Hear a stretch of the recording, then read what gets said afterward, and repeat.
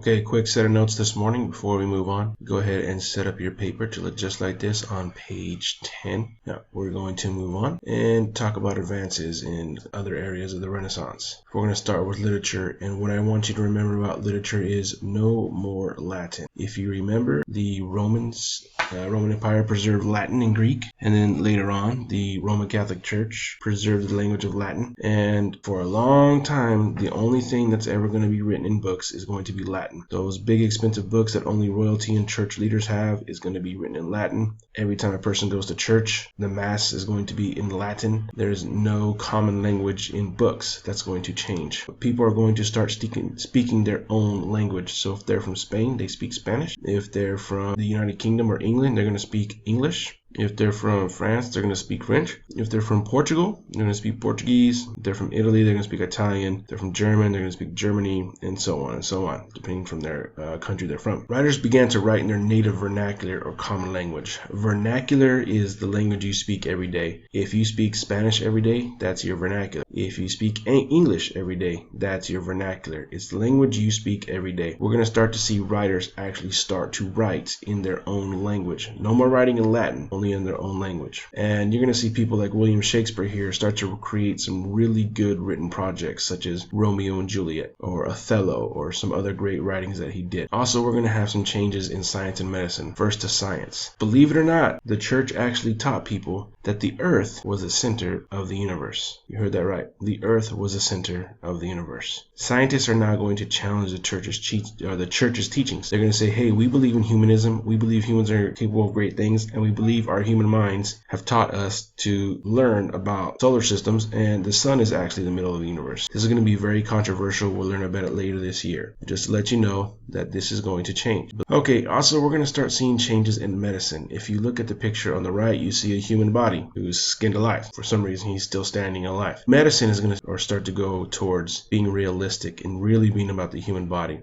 Before, medicine was based on the stars. If you've ever heard the word zodiac or someone say, what's your sign, is based on a zodiac sign in the stars. Before the Renaissance occurs, if you have a problem in your head, like a headache, it's because you upset the stars that create this symbol of a goat. If you have a pain in your leg, it's because you upset the stars in the sky with a guy holding a bow and arrow, who is also called Orion. If you have a pain in your chest, it's because you upset the stars that create a lobster. This is what people based their medical research on before the Renaissance. I know it sounds crazy and wacko. I'm just telling you, this is what people based it on before.